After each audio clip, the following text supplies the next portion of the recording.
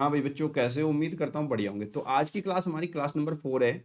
ये परसेंटेज के ऊपर है और परसेंटेज की एक सीरीज चल रही है जिसके अंदर मैंने सारे इंपॉर्टेंट क्वेश्चन जो भी आप तक के कम्पिटिटिव एग्जाम या फिर एंट्रेंस एग्जाम में पूछे जाते हैं, वही सारे क्वेश्चन हम यहाँ पे करा रहे हैं। तो आज की क्लास में देख लो कौन कौन से क्वेश्चन हम करेंगे। और जिसने इसकी पहली क्लास नहीं ली है उसको जरूर ले लेना, क्योंकि वहाँ पर इसका बेसिक बताया जाएगा कैसे किसी नंबर का प्रतिशत निकालते हैं, अनुपात को प्रतिशत में कैसे लिखते हैं, अगर कोई प्रतिशत बढ़ा के लिखता है यानी कि 20% अधिक 40%, उसको कैसे करते हैं, घटा के लिखते हैं तो उसको कैसे करते हैं। तो चलिए उसी पर आधारित आज के सवाल हैं, ध्यान से समझना। वैसे तो एक सवाल को करने के बहुत सारे तरीके होते हैं, लेकिन हम करेंगे जिसमें टाइम कम लगे और आसानी से हमारे दिमाग में आ जाए, इस तरीके से हम क्वेश्चन को सोल्व करते हैं। तो आगे बढ़ने से पहले वीडियो को लाइक, चैनल को सब्सक्राइब कर लेना, जिससे सारे आने वाले अपडेट आप तक मिलते रहे कि फॉर्म कब आ रहा है, एडमिट कार्ड कब आ रहा है, एक्सेट्रा सब की जानकारी। तो चलिए, बेस्ट ऑफ लक। जो आंसर आपको आते हैं पहले वो कमेंट बॉक्स में बताना। क्वेश्चन नंबर 1 देखिए। सी की आय ए की आय से 20% अधिक है और बी की आय ए की आय से 25% अधिक है। सी की आय ए की आय से कितने प्रतिशत अधिक है, हमें यह बताना है। तो देखो बच्चों, पहले सी और बी का रिलेशन दिया है। ये जो सी की आय है वो बी की आय से 20% अधिक है। मैंने आपको बताया था कोई नंबर अपने आप में जो कंप्लीट होता है वो नंबर हमारा 100% माना जाता है, लेकिन अगर यहाँ पे 20% अधिक है तो इसका मतलब होगा सी की आय जो है बी की आय का 20% अधिक, मतलब बी की आय का 120% है, यानी कि सी बराबर 120% इसका बी का। ठीक है, ये पहला रिलेशन है। फिर उसने कहा बी की आय ए की आय का 25% अधिक है, तो इसी के अनुसार जो बी की आय है वो ए की आय का 25% अधिक है। अधिक है तो 100 में प्लस करते हैं, तो बी की आय जो है वो ए की आय का कितना है, 25%, मीन्स 125%। क्लियर बच्चों? और हमसे पूछ रहा है ये कि सी की आय ए की आय का कितना प्रतिशत अधिक हुआ, मतलब हमें ए और सी के अंदर रिलेशन बताना है। तो अब यहाँ पे आप ध्यान से देखिए, बी का 120% किसके बराबर है, सी के बराबर है, तो बी को हमें सी से रिप्लेस करना पड़ेगा। कैसे रिप्लेस करेंगे वो समझो।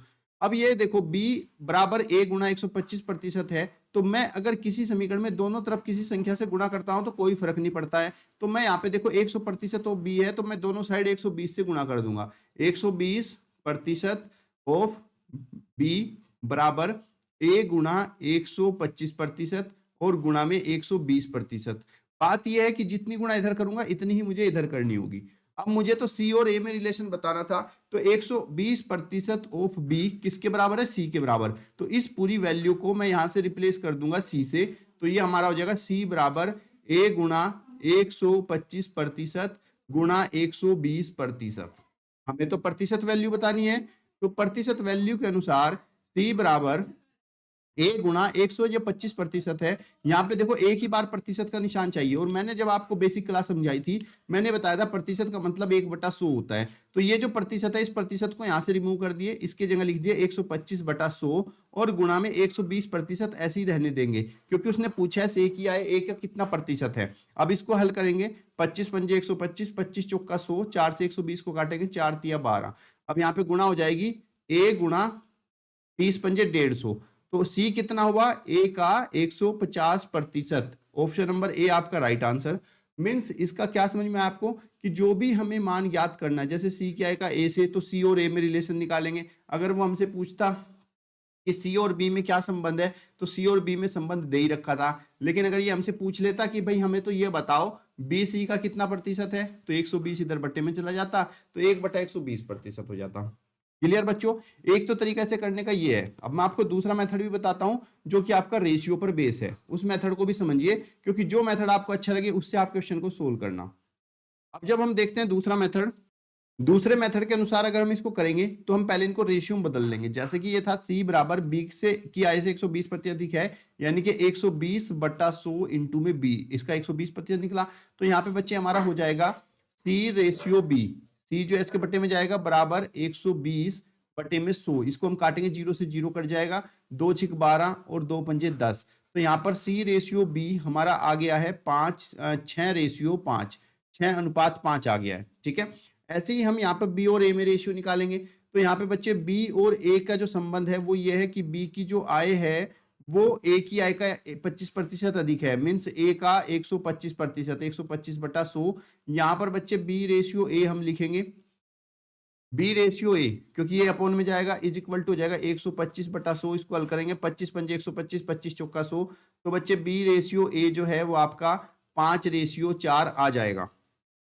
अब यहां से हमें जरूरत होगी A ratio B ratio C, तो देखो सी रेशियो बी हमारा 6:5 आया, ऐसे देखो यहाँ पे ध्यान से रख के इनको, सी रेशियो बी हमारा 6:5 आया, और बी रेशियो ए हमारा कितना आया है 5:4, तो इसको 5:4, ध्यान रहे बी के नीचे बी रखना, इधर भी बी के नीचे बी, 5 सेम है, तो यहाँ पे सी रेशियो बी रेशियो ए आपका आ जाएगा 6:5:4।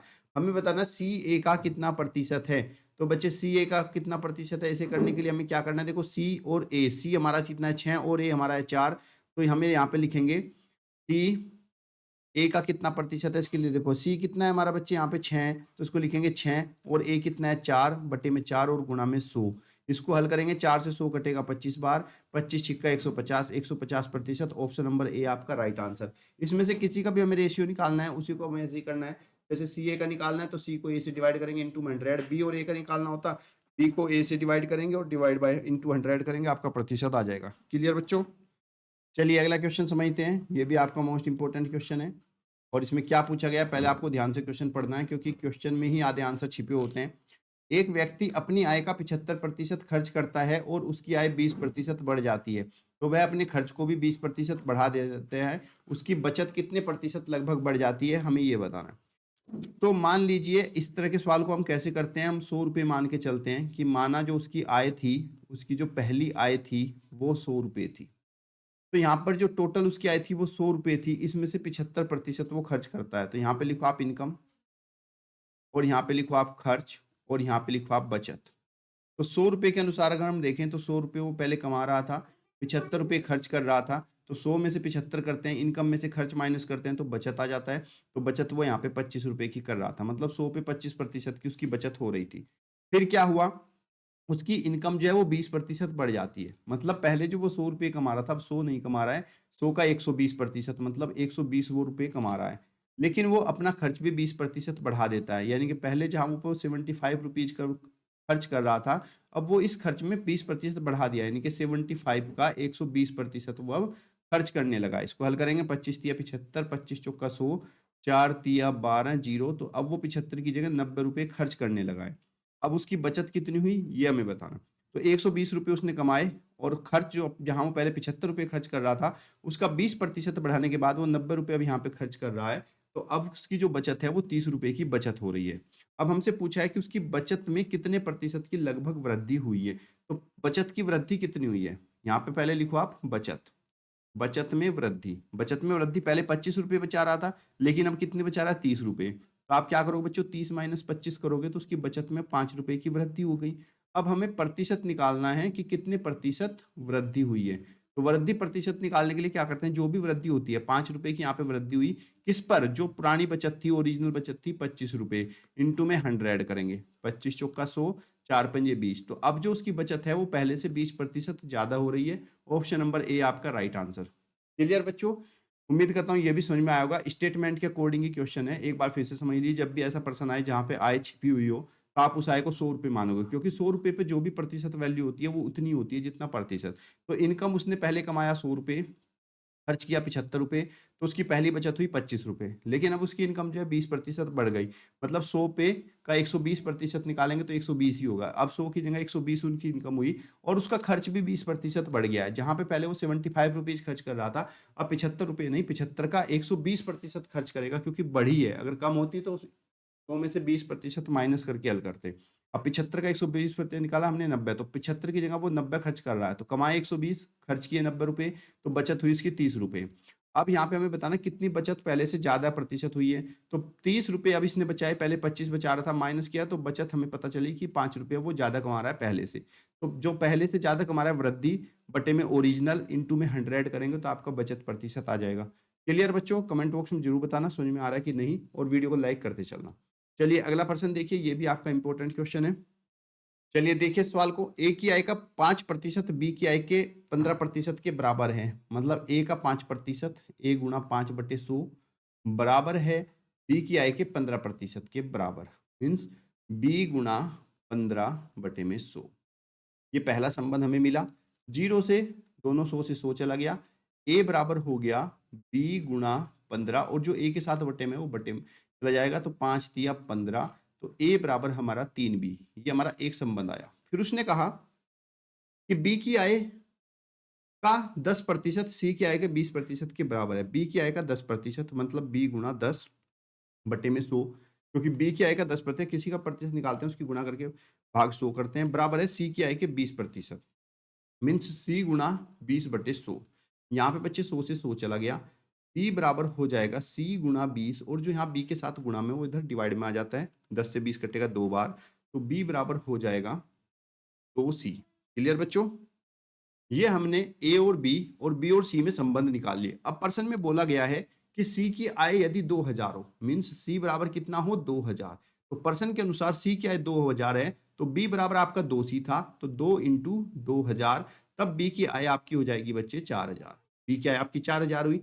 अब ये बी की आय को हम यहाँ पे रखेंगे, क्योंकि ए और बी में संबंध है कि ए बराबर 3b है, तो ए बराबर आपका अगर 3b है तो इसके अनुसार ए बराबर हो जाएगा 3 गुणा बी की आय है 4000, 4 की इसमें गुणा करेंगे, तो ए बराबर हो जाएगा हमारा 12000। ए की आय आ गई हमारे पास, बी की आय आ गई हमारे पास, और सी की तो ऑलरेडी दी हुई थी। पूछ रहा है ए बी सी का योग कितना होगा। अब ए बी सी का योग निकालने के लिए ए प्लस बी प्लस सी करेंगे। ए हमारा है 12000, बी हमारा है 4000, और सी हमारा है 2000, सबको प्लस करेंगे, 12 और 4 16 और 2 18, तो इन तीनों की जो कुल आय है का योग वो 18000 हो जाएगा। ऑप्शन नंबर बी आपका राइट आंसर। कभी भी बच्चे इस तरह का प्रश्न आपको दिया जाए तो पहले उनका जो संबंध है उस संबंध के अनुसार उनकी आय में जो भी संबंध है वो संबंध आप निकाल लीजिए। अगर किसी भी एक की आय दी गई है, उस एक की आय से आप सबकी आय को आसानी से निकाल सकते हैं। फिर प्रश्न के अनुसार अगर योग कह रहा है तो योग निकाल लेंगे, और घटा कह रहा है तो घटा, गुणा कह रहा है तो गुणा निकाल लेंगे। क्लियर बच्चों? क्वेश्चन नंबर 4 मोस्ट इंपोर्टेंट है, ये मुझे कमेंट बॉक्स में बताओ कौन इसको कर सकता है, मैं तो समझा ही रहा हूं।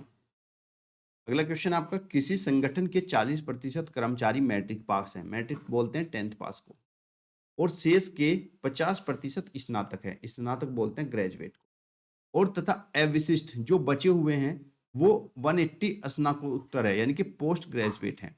आपको बताना स्नातक कर्मचारियों की संख्या कितनी है। ये जो हमारे ग्रेजुएट कर्मचारी है ये कितने हैं, हमें ये बताना है। बहुत ही बढ़िया प्रश्न है। तो आपको क्या लेट करके चलना है, देखो टोटल जो कर्मचारी हैं जिसके अंदर आपके मैट्रिक्स हैं, यानी कि आपके जो 10th वाले स्टूडेंट है वो, और 50% स्नातक यानी कि ग्रेजुएट वाले हैं वो, और साथ ही साथ पोस्ट ग्रेजुएट वाले हैं वो, ये सब मिलाकर जो टोटल हम मानते हैं वो 100% मानते हैं, हमेशा टोटल हमेशा 100% होता है। तो पर्सन के अनुसार अगर हम बात करें तो 40% मैट्रिक पास हैं, मतलब कि जो मैट्रिक पास हैं वो है हमारे पास 40%। तो अगर 40% मैट्रिक पास हैं तो शेष कितने बचे वो देख लो। तो शेष जो बचे, टोटल तो 100% होता है, तो 100% माइनस 40% मीन्स हमारे पास 60% जो बचे हैं वो शेष बचे हुए हैं, और इन शेष का 50% स्नातक है, मीन्स हमारे पास जो ग्रेजुएट हैं वो ये जो 60% है, इस 60% का कितना 50%, यानी कि इंटू 50/100 परसेंटेज को हम निकालेंगे, तो 50 52 जा 100 मीन्स जो ग्रेजुएट हैं वो हमारे पास 30% है, और जो बचे हुए हैं वो स्नातकोत्तर है, यानी कि पोस्ट ग्रेजुएट है। अब यहाँ पे देखो टोटल तो हमारा 100% था, तो अगर हम पोस्ट ग्रेजुएट का परसेंटेज निकालते हैं तो ये परसेंटेज कितना होता है, 100% तो टोटल था, इसमें से हम मैट्रिक पास वालों को माइनस करेंगे और साथ ही साथ ग्रेजुएट वाले को माइनस करेंगे। मैट्रिक पास वाले 60 नहीं थे, 40 थे, सॉरी ये 40 थे, 40%, और प्लस में ग्रेजुएट वाले को जो कि 30% था। अब पोस्ट ग्रेजुएट का जो टोटल परसेंटेज बचा वो बचा 100 माइनस 40 और 30 70, तो 70, यानी कि हमारे पास 30% जो है वो पोस्ट ग्रेजुएट बचे, और ये जो 30% थे ये 180 के बराबर थे, मीन्स 30% इज इक्वल टू कितना हो गया 180।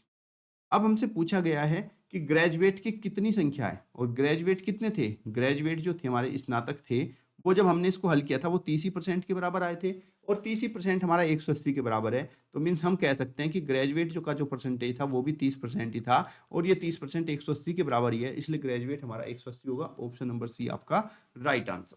लेकिन बच्चों अगर हमसे यहाँ पे पूछ लेता कि टोटल कितने कर्मचारी हैं, टोटल बताओ कितने हैं, तो हम कैसे करते वो समझ लो। टोटल हमने माना था 100%, तो हम यहाँ से क्या करते हैं 30% बराबर हमारा 180 आया, तब हम क्या करते हैं, 1% को निकाल लेते हैं। 1% बराबर क्या होता है, 180 को 30 से भाग करते, हल करते तो हमारा 6 के बराबर आता। 1% हमारा 6 कर्मचारी के बराबर आता और टोटल थे हमारे पास 100%, तो 100% बराबर 6 गुणा 2 बराबर 600, तो टोटल कर्मचारी हमारे 600 हो जाते हैं। जिसका भी वो हमसे पूछता हम आसानी से निकाल देते हैं। हमसे पूछता कि बताओ मैट्रिक कितना है, तो 600 का आप 40% निकाल दो तो आपको मैट्रिक्स भी पता चल जाएगा। तो अगर बच्चों आपने यहाँ तक के क्वेश्चन देखे हैं तो इसका मतलब आप तैयारी करने के लिए सीरियस हैं। तो मुझे कमेंट बॉक्स में बताना ये सारे क्वेश्चन आपको समझ में आए कि नहीं आए। और नेक्स्ट क्लास में हम लोग अपने बचे हुए क्वेश्चन करेंगे जो कि आपके ये हैं, जिनको बच्चों को इनका आंसर पता है कमेंट बॉक्स में जरूर बताइएगा। नेक्स्ट क्लास में आपके ये सारे क्वेश्चन, और ये सारे क्वेश्चन करने के बाद आपके जो भी इंपॉर्टेंट क्वेश्चन जो अब तक पेपरों में पूछे गए हैं वो सारे क्वेश्चन में कवर हो गए हैं। इसके डिफरेंट काइंड की मैं आप लोगों को वर्कशीट दूंगा, वो आप लोग कर लीजिएगा। तब तक के लिए धन्यवाद। जय हिंद, जय भारत। और लाइक तो कर ही लिया होगा।